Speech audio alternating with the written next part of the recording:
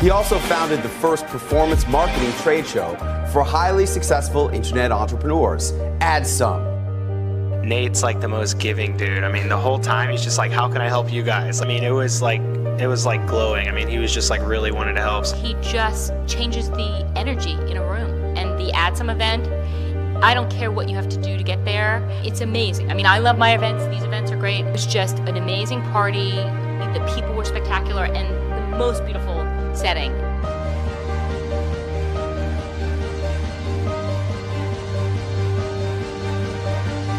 Nate and I run competitive companies. His Beards are, and I'm from the Beard Club. So we got introduced to one another through a mutual friend. It was quite interesting. It's like, hey, you guys are doing competitive things. And from the moment I met him, he's like, hey, how can we help you?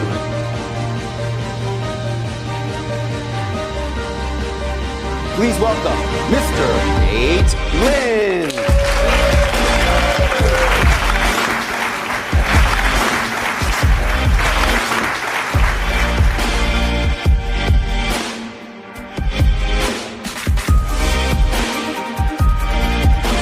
Experiences leads into memories. Memories leave a lasting impression on someone's identity.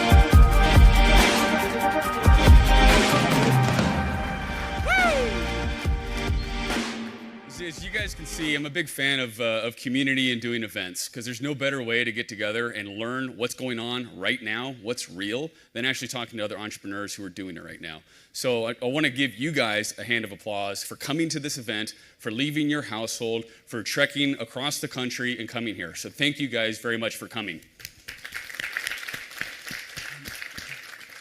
All right, so I'm going to talk to you guys a little bit about how to sell 7 figures per month. This could actually be per week. And in fact, I've got a really good friend of mine that does this per day without sacrificing 70 hours a week and also ostracizing your friends and your family. George Lucas said, time is more important to me than money. And us as entrepreneurs, we spend a tremendous amount of time looking for money, hunting for money. We're providers, right? We are providing for our families, for our spouses, for our children. It's about money, that financial freedom, right? Well, one of the things I would ask you guys to look at is time. We can't get it back. We can make more money. We can't make more time. I saw this the other day, and this was profound. It hit me for a moment. I'm 38, so somewhere in here is where I am. This is how much time I've spent in my life. Let that sink in for a second. We can't recreate time. There's nothing we can do about that. So through this presentation, I'm going to talk with you guys about how you can get that time back. Anybody here read The 4-Hour Workweek? Tim Ferriss? Pretty much every fucking one of you, right? Any of you guys read Rich Dad, Poor Dad? Been in the real estate? Yeah, there we go. Some of the 2 most profound books I've ever read in my life. When you find yourself working 70 hours a week, 80 hours a week, and you don't even realize it. You don't even think about how much time you're spending on doing the shit that you're doing and how much money that's making you. Yeah, la-di-da. But wait a second, you can't ever get that time back. So I'm going to break down the 7 critical parts of your online business. I'm going to share with you some of the important metrics that I found after having built a reporting system and sold it to an amazing CRM that's brought it to thousands of people. Some of the most critical key performance indicators that I've seen. And I'm also going to share some painful lessons. And this is some of these, it's challenging for me to share this. I think when we go to these events, when we share something on social media, we want to show the best, the brightest, the most awesome things, right? But the reality is all of us have had our challenges. We've had failures. So I'm going to share a little bit about that because I don't want you guys to leave and walk away from this doing the same things I've done to lose a lot of money. And I've lost a lot of money making some bad mistakes. So I'm really here to help and hope show you a couple of ways that you can skip that. Then I'm also going to recommend a couple of parts that you guys can outsource your business to. And this works whether or not you're a veteran and you've got a whole bunch of products and you're like the folks that were still standing at $50 million a year or more. You can outsource new products. You can outsource and test new things that way. So this is relevant for you whether you're just getting started or if you're doing $50 million a year. And if you stay until the end, I'll give you guys a little bit of information on how you can contact me to teleport yourself to being able to contact some preferred vendors that I've found over the years, which has been really helpful for me, having the community that I've built and working with vendors that are fulfillment, manufacturing, customer service, CRMs, that sort of stuff. I've worked with a lot of them, and not all of them are great, but I've maintained a list of some that are really awesome. So if you stay till the end, I'm going to teleport you through 6 years and $100 million worth of sales and the vendors that I've used that I still recommend.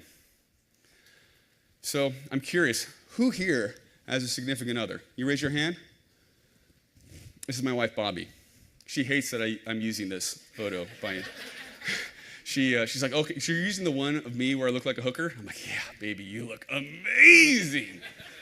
This is before we got married, and we were down in Virginia Beach, and we went and got this like theme-related photo. And if any of you have ever been to AdSum, I do photo booths and stuff, and it's always like Old West and that kind of stuff. So I love it.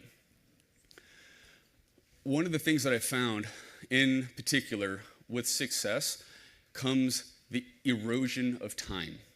And in 2016, my wife on December 31st, my loving wife, said, "Great advice for everyone." She really meant Nate. Relationship advice for 2017. Pay more attention to your life partner than your phone. How many of you have been at dinner with your significant other and you're, oh, sorry, baby. Sorry, sweetie. This is what she was trying to tell me. Anybody here have kids? Kids? All right, cool. These are my boys. Daniel looks just like me. Aiden.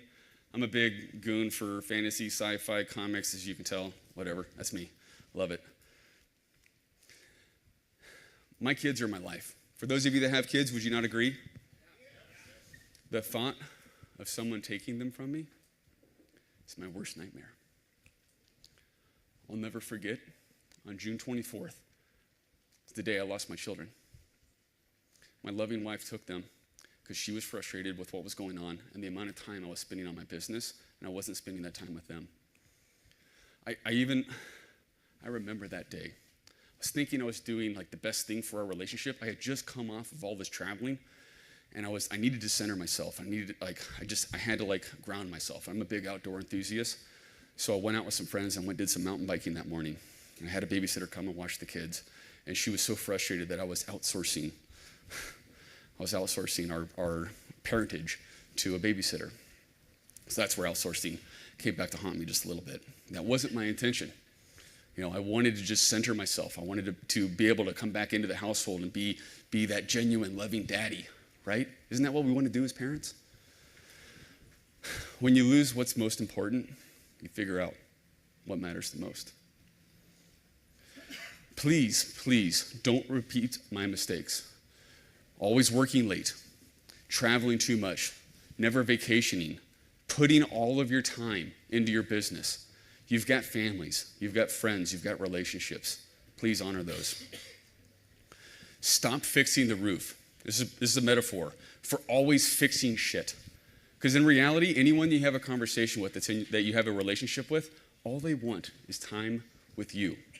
So come down from building and repairing that fucking roof and trying to collect more and more money, and go spend some time with the ones that you love the most. Get inside that house.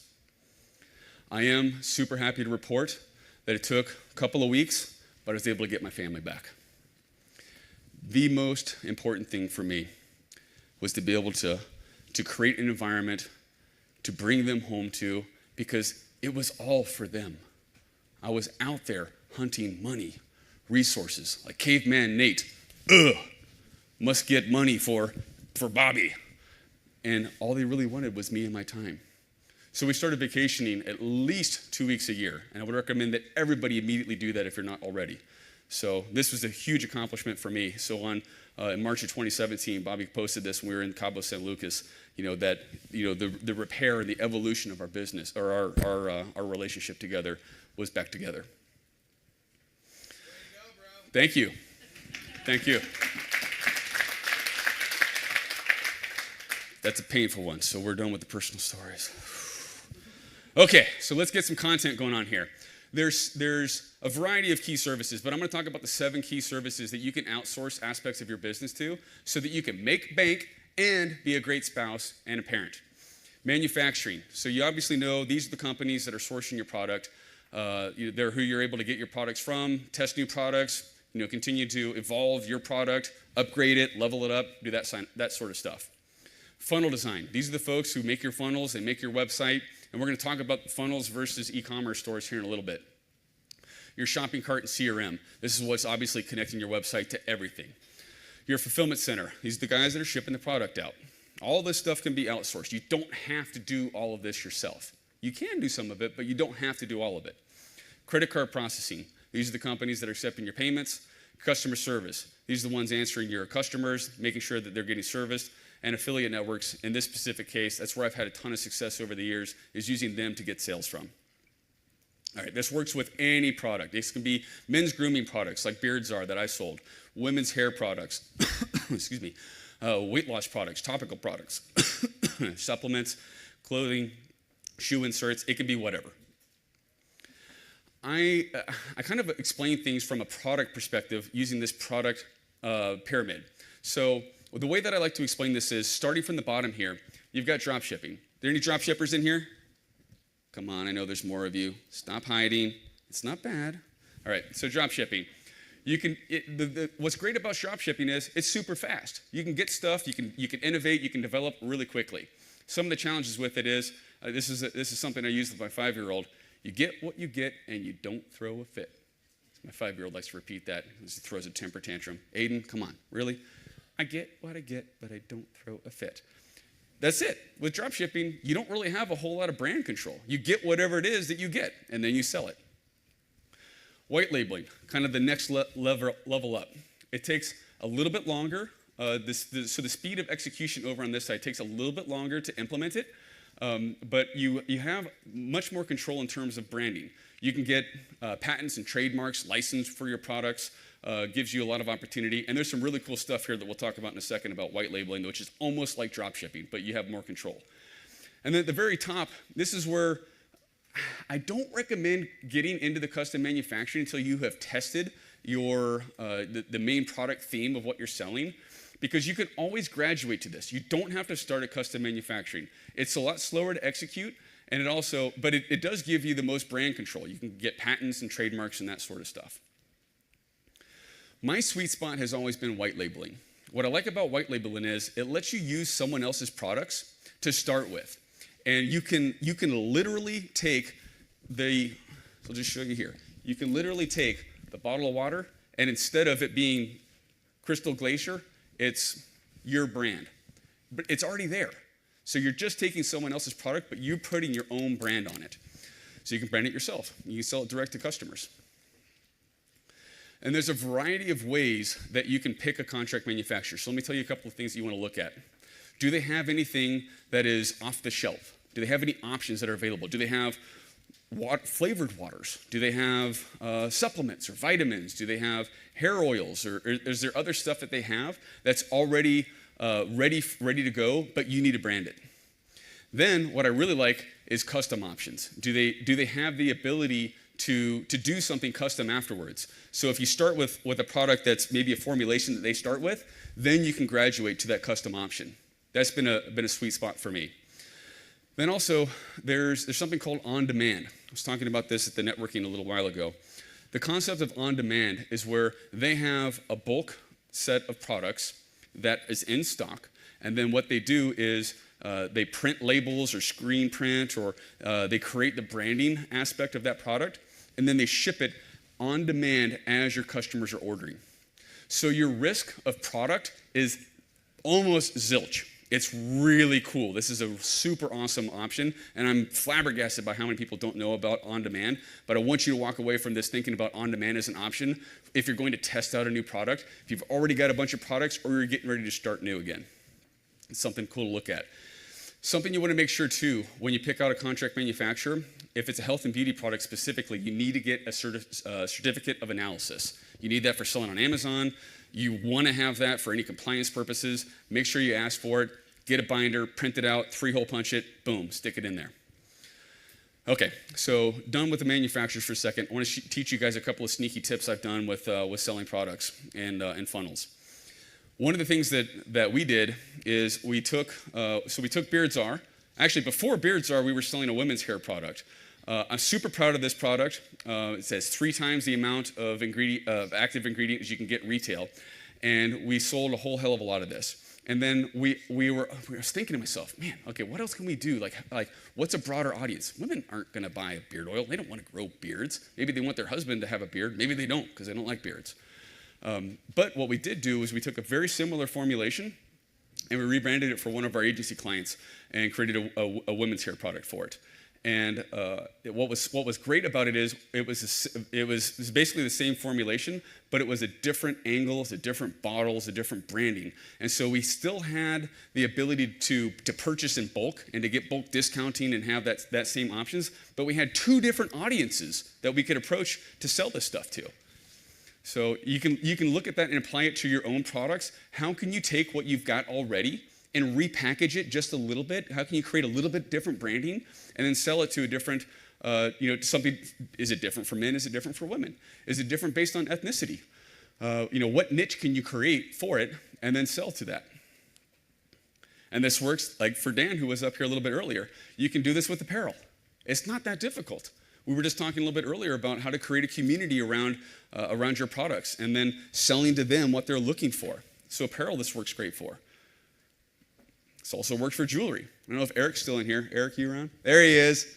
So Eric manufactures and sources a lot of jewelry. This is a really cool opportunity that you can do for jewelry. You can see the customization options that you can do. Okay, so into funnels versus e-com stores. Anybody in here know what a linear sales funnel is? Okay, this is going to change your world. So everyone else, raise your hand if you're selling on an e-commerce store like Shopify. All right. So I've never made so much money as when I took and curated a line of products to sell in a linear sales funnel. So this is how it goes. Think about when you go to McDonald's. You say, I want a Big Mac. What do they say? Bingo. And then what do they say? Bingo. So we're doing the same thing with the website. Congratulations, that was awesome. You didn't miss anything. You knew exactly. I don't even know who she is. She's perfect. So that's exactly what a funnel is. So if you're selling on Shopify right now, take the top 10 products that you're selling and curate how the journey of a customer could walk through purchasing those same products, offering it to them one at a time. Don't give them a Chinese menu of all of this stuff. Just give them one thing and tell them, buy it. It's awesome. You'll love it. And then after they're done buying that, you give them the next thing. Buy it. You'll love it. That's how a funnel works. Here's a couple of tips specifically for when you create your funnel. You have to use a mobile funnel and separately a desktop funnel. So what I mean by that is I am not a fan of having a mobile responsive page where you have one page that looks differently on your mobile phone versus your desktop. I know billions of dollars of transactions that are doing this, please do it. Have a website that is specifically designed for mobile devices, and then have a website that's designed specifically for tablets and for desktops. It will convert way better. We use a redirect script that will detect the browser of who's coming to our website, and then automatically route them over to a mobile funnel or over to a desktop funnel. On the mobile, and on desktop, but on the mobile funnel, don't go straight for the credit card. A single form that has everything in it, and you're typing away on your phone, God, this thing is forever. You will absolutely reduce conversions versus if you just ask for shipping information to start with. So break up the form and test it. Break it up into a couple of different segments and see how it works best for you. I know a number of people that have switched from having one form that have moved over to having shipping information and then your credit card information, and their conversions like 5x up. When you give them options, don't give them a whole lot. Like, I'm a real big fan of one option, but if you're going to give them options based on quantity. Or if you've got like apparel or something like that, give them option based on size. Don't give them a whole ton of options. And test it. See what happens. When you're done selling them one thing, sell them something else. So one thing that you can do is just a simple upsell. So people who bought XYZ also like ABC, and give them the option. Not all of them will take it, but a lot will. And at the very end, validate their sale and give them something extra sweet. If there's something else that you can do that you can just offer to them, especially if it's a digital product, like how to use this. Like here's 10 tips on what to do to get the most out of whatever it is. Give it to them. That just extra validation for the sale leaves that customer just a little bit extra excited about all of it.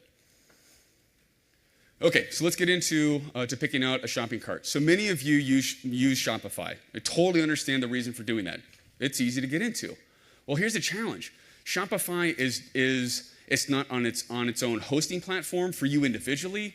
There's other scale problems that can occur with it. It's a great starting out platform. I don't know a whole lot of people doing $100 million or more a year on Shopify. And if there are some, it's kind of a unique breed. Usually you have to move into an enterprise level shopping cart. And it's not as complicated as it might sound. And here's what you need to do to look for one. You need to make sure that there's some form of subscription management built into it. If you're selling products online and you don't have something that's selling on subscription, you're missing out on a ton of revenue. You're missing out on safety of revenue for yourself and your family, because subscription-based revenue is absolutely critical to long-term success. And if you ever decide to go and sell your brand, it's worth more. The monthly recurring revenue is worth more than static sales. You also want to be sure that you have flexible billing. You want to be able to sell coupons and trials and subscriptions in different ways. You want the flexibility of doing that all in one platform. You also need to make sure that you can do upsells and downsells. You want to make sure that the shopping cart's doing all of the PCI compliance and the tokenizing the credit card data on their platform. You don't want to deal with any of that. Make sure that's being handled by the payment gateway and the shopping cart. You also want flexible order management so you can adjust things and move things around. Having multiple payment providers. Nothing causes more distress to an online seller than when they lose their credit card processing. And I see it all the time with Stripe and with PayPal. People are out selling. They're like, yeah, going to the moon. I lost my PayPal account. What do I do now? Well, you got to find some processing. So you can use companies like PayCertify and others that are out there that provide that credit card processing for you.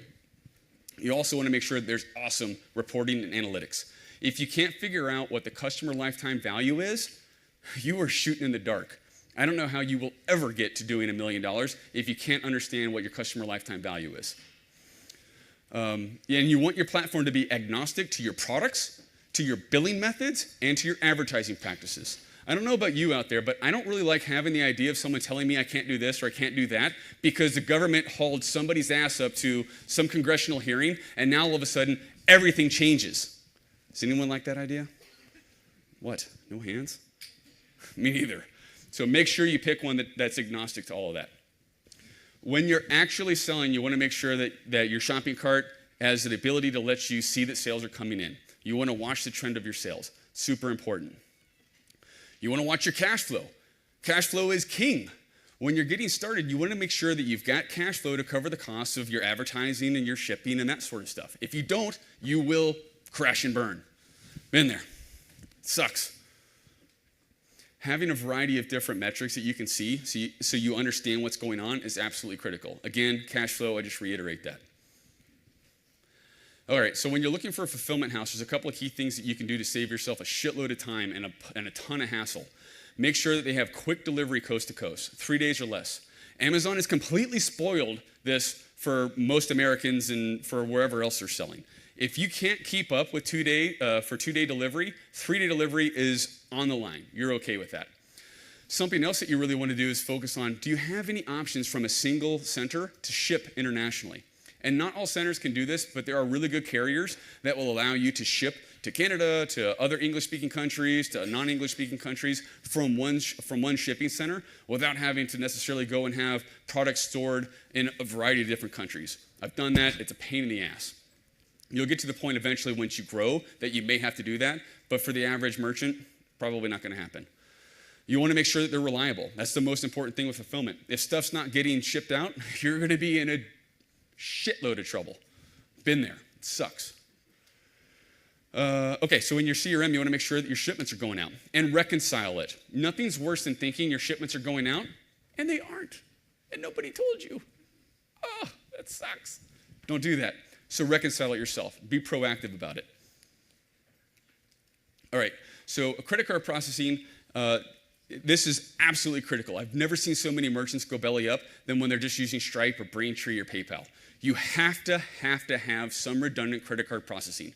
Credit card processing is the blood of e-commerce. If you're not accepting payments, your blood will spill out all over the place. You're not going to go anywhere. When you're doing this, you want to make sure that you give special attention to who you're working with, and you need to demand personal attention from them. You don't want to be a merchant account number in some database where you've got no ability to contact somebody. You are not a number in a database. You're a person. Be treated like one. Have a relationship with somebody. That's absolutely critical. I also don't recommend that you go direct with a big bank for credit card processing, because you will just be a small fish in a huge ocean. I've had credit card processing with like Chase Payment Tech, like a huge payment processor. They don't care. Shut you down like that, just like PayPal and Stripe.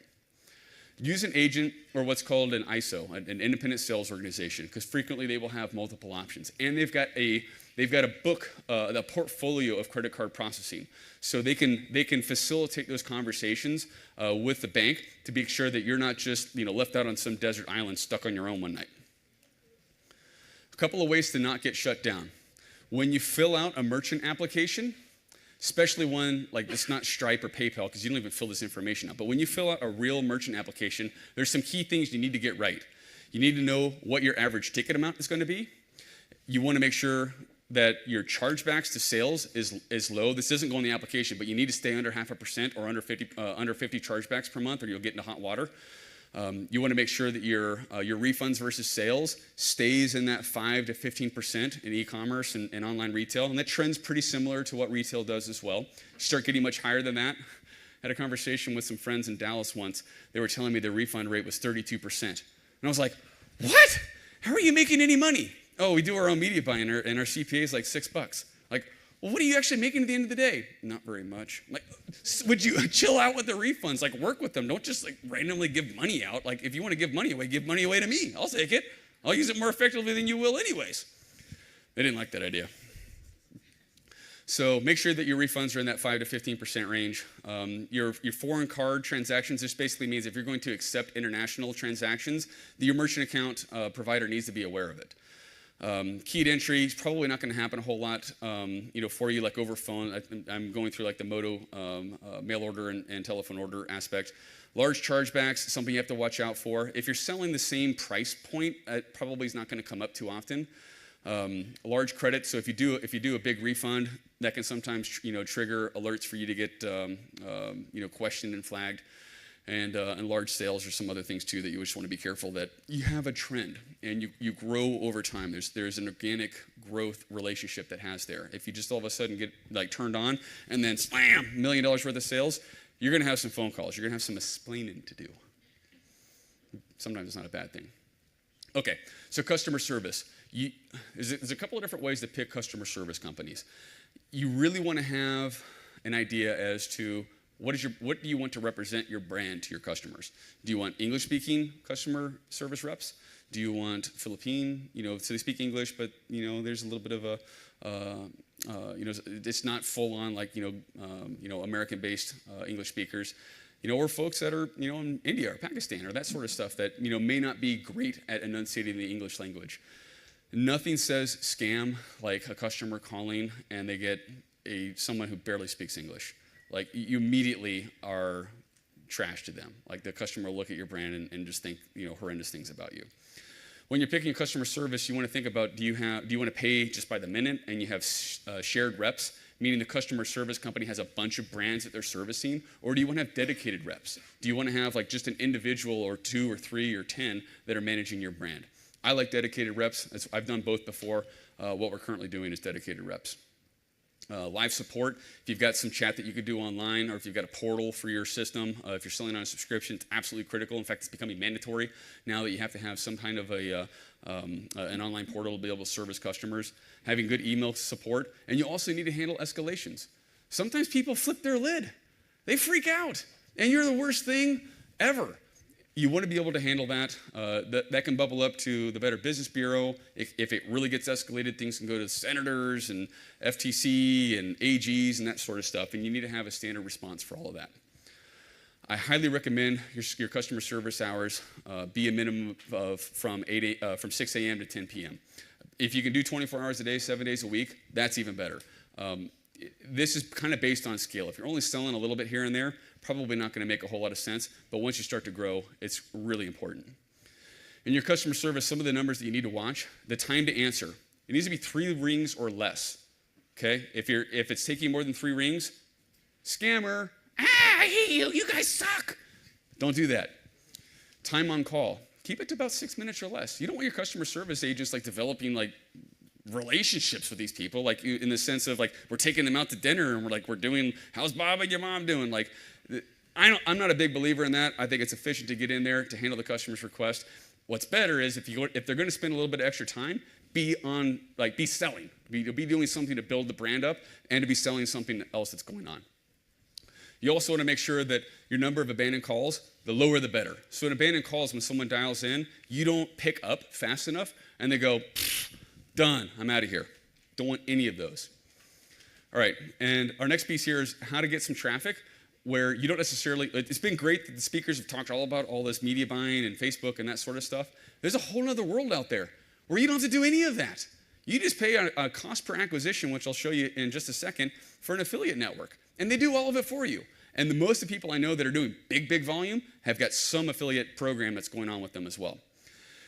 I love talking to affiliate networks and have them tell me what's awesome, what's hot, what's selling. I loved what Nirav said earlier about talking to your manufacturers. I do that a lot too. Find out from them what's selling really well and go sell something similar. Create your own spin to it. Emulate it. The same thing applies to affiliate networks. Affiliate networks, they're in business to sell a ton of stuff. So they've got their finger on the pulse better than anybody. That's a really good way to go get some information about how to sell stuff online and what you should be doing next. They ask them, can they give you guidance on your funnel? Can they show you examples that you can emulate? That has made me a ton of money over the years, not to be overlooked. Do they have affiliates willing to test your funnel? And do you have to, put up a little bit of money to do it because maybe you're unknown? Sometimes you have to put up $1,000 or $5,000 and get some testing going on. That's not uncommon. You also want to know what's their process to vet and to weed out affiliates, because you want to have the best affiliates that you've got. Sometimes affiliate marketing gets a little bit of a bad rep, but ordinarily it's because whoever's in charge of managing it doesn't know what the fuck they're doing, and then they just are screaming at an affiliate network that I got a bunch of bad traffic, or it's all fraud, or this didn't work out right. Well, there's a little bit of education you need to know, and again, having key analytics in your CRM will help you do that. And there's a ton of bolt-ons and add-ons that you can do to protect yourself from fraud. Okay, so cost per acquisition. CPA, it's not certified public accountant in the sense of direct response marketing and performance marketing. Cost per acquisition is when an affiliate sends you a verified sale. This person comes to your website, they fill out the form, and they purchase a product. You then now have a sale. You've acquired a customer. That is a magic formula for success. And one of the ways to expect from a budgetary perspective of how you're going to be able to roll through this is about 30 to 40% of your gross revenue you need to set aside for acquisition. And this is very, very common in direct response marketing. David Ogilvy talks about this in the direct mail space. Very, very common. And in fact, I would say 30 to 40%, maybe a little bit too low. Sometimes we've spent anywhere between 40, 45%. And that's what enabled me to outpace Beard Club by 3 to 1 with BeardZar. I was able to pay more for acquiring customers than they were because I was selling products at $30 to $90 and they were selling $1 beard oil. Do the math. So, advice to you guys to start to wrap this up, don't go it alone. If you're good at something, do it. Don't do everything, but do it. You need to know your numbers too. The cost per acquisition.